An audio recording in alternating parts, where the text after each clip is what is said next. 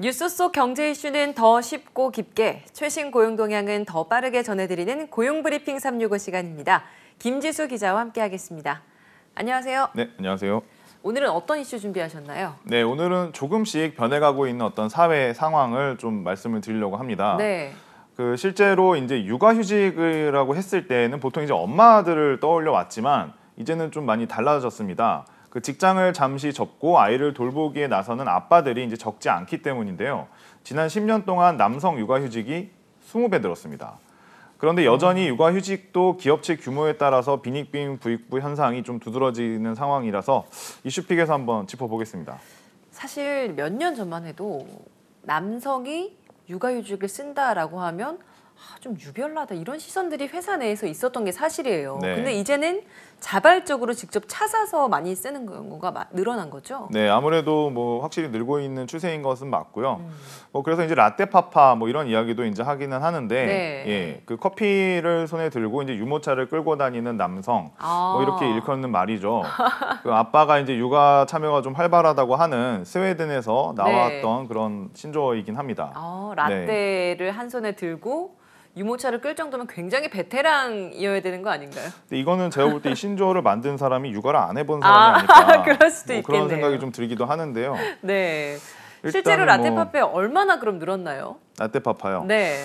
통계청에서 발표를 한 자료를 보면 지난해 이제 육아휴직 통계에서 이제 아이에게 손이 많이 갈 초등학교 저학년 시기 이럴 때 이제 육아휴직을 시작한 사람은 지난해보다 1% 증가한 한 17만 3천 명 정도였습니다.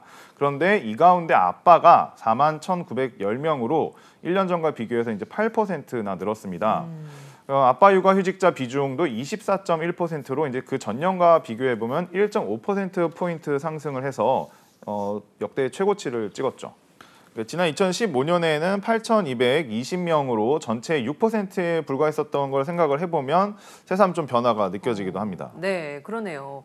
이 육아휴직을 이용하는 남성이 늘어났으니까 그런 만큼 여성, 엄마의 경우에는 좀 줄었나요? 물론 아직도 이제 육아휴직자 4명 중에 3명은 이제 엄마라는 게 현재 양육의 현 주소이기는 합니다. 네. 그렇지만 이제 계속해서 조금 감소세이긴 합니다. 엄마 육아휴직자의 경우에는 전년보다 1.1% 감소를 했고요.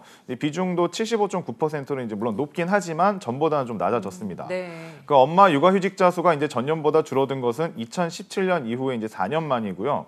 출생아 수가 줄면서 미성년 자녀를 키우면서 직장에 다니는 워킹맘이 좀 감소하기도 했고 이제 남성 육아휴직자가 좀 크게 늘어난 여파로 보입니다. 근데 저는 또 들은 이야기가 이 남성이 육아휴직을 내는 게 우리가 모르는 더 큰 긍정적인 효과들이 많다고 들었거든요. 네, 그렇죠. 실제로 이제 우리나라보다 남성의 육아휴직이 훨씬 활발한 이제 해외 사례를 좀 살펴보면요. 네. 유럽 주요 국가들은 이제 남성 육아휴직 할당제를 시행을 하고 있습니다. 할당된 기간을 사용하지 않으면 이제 소멸을 하는 방식이라서 남성 참여도를 높일 수 있었습니다. 이렇게 남성의 육아휴직 참여율이 높아진 국가들은 여성의 경제활동 참가율도 좀 따라서 높아지는 경향이 있었습니다. 네. 아이슬란드와 스웨덴, 노르웨이 등 이런 국가들의 출산율도 또 높아지는 경우가 있었는데요.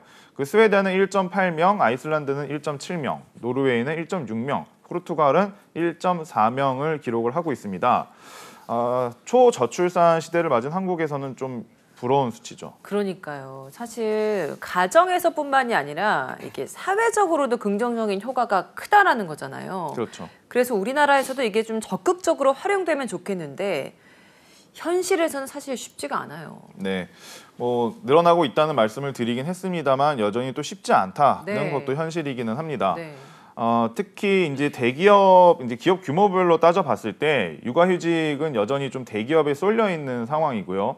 지난해 육아휴직을 사용한 남성의 71%는 종사자 규모가 300명 이상인 대기업 소속이었습니다. 4명 이하 소기업에서 종사하는 남성의 육아휴직 비중은 3.2%에 불과했고 5인에서 49인 규모에서도 남성 육아휴직자는 10.5%에 그쳤습니다.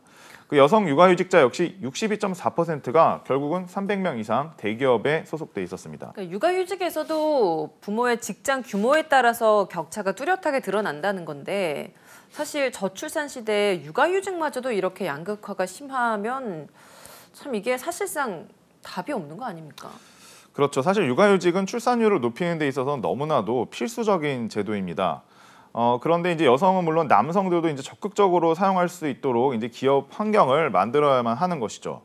이제 무엇보다도 중소기업으로 이제 좀 보편적인 확대가 좀 절실한 상황인데 기업의 규모가 열악하고 이제 소수 인력으로 운영되는 사업장들은 사실 좀 인력 수급 문제가 이제 있기 때문에 남성뿐 아니라 여성도 육아휴직을 이제 사용하기가 좀 어려운 상황이죠. 네. 그래서 사실 이제 기업이 출산과 양육에 좀 친화적인 제도를 갖출 수 있도록 정부가 나서서 현실적인 어떤 정책 그리고 지원이 필요해 보입니다. 네, 육아휴직을 못 쓰는 사업장도 있지만 사실 제도가 있어도 쓰기 힘들다는 하소연도 나와요. 네, 맞습니다. 그 있는 제도를 좀 쓰기 어렵다. 그 뭐 이유를 좀 살펴봐야 될 것 같은데 네. 그 시민단체 이제 직장갑질 119에서 직장인 1,000명을 대상으로 이제 설문조사를 해보니 10명 중에 3명은 출산 휴가나 육아휴직을 자유롭게 쓸 수 없다 이렇게 답을 했어요. 그 앞서 이제 기업의 규모에 따라서도 물론 영향을 받았습니다만 이 제도 활용 자체가 이제 뭐 여러 가지 영향을 받는 것이죠. 특히 육아휴직 사용 뒤에 이제 불이익을 걱정을 해서 사용하지 못하는 경우가 여전히 크다고 합니다. 맞아요. 그 부분이 사실 남성들이 많이 고민하는 요소 중에 하나라고 하더라고요. 이게 회사를 복귀를 했을 때 어려움 겪는 일들이 많은 거죠. 네, 이제 아무래도 이제 출산 휴가, 이제 육아휴직 이렇게 사용을 하고 났을 때 좀 불이익이 있었다고 이제 볼 수 있는 건데요. 네. 복직을 할 수 없었다는 답변도 13%나 됐고요. 해고와 징계, 승진, 직장 내 괴롭힘 등을 겪어야 했다는 응답도 적지 않았습니다. 결과적으로 10명 중에 2명은 불이익을 받았다. 이제 그런 얘기가 나옵니다. 예.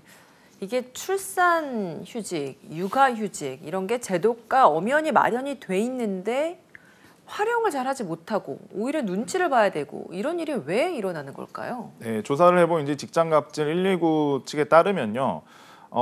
이 원인 중에 하나로 또 소극적인 처벌 또 꼽기도 했습니다. 사업장에 대한 처벌. 네, 예. 그래서 실제로 그 2019년 1월부터 이제 3년 6개월간 임신과 출산, 육아 관련해서 이제 4대법 위반 관련 신고는 1,385건이나 있었는데요. 이 중에 8.7%만 기소되거나 과태료 처분을 받았다고 합니다. 특히 이제 근로감독과 이제 어떤 직무 규정상 적발시 기소해야 하는 출산휴가 보장 위반을 한 경우 시정만 지시한 것도 9건이 됐습니다. 그러니까 신고 중에 82.3%는 이제 신고 의사 없음, 각하 등 기타 종결로 처분이 됐다고 합니다. 신고 대상이 사업주임을 고려하면 아무래도 신고 자체가 어렵고 또 신고를 했다고 해도 계속 유지하기는 어려운 현실. 그대로 이 수치로 나타나는 거네요. 맞습니다.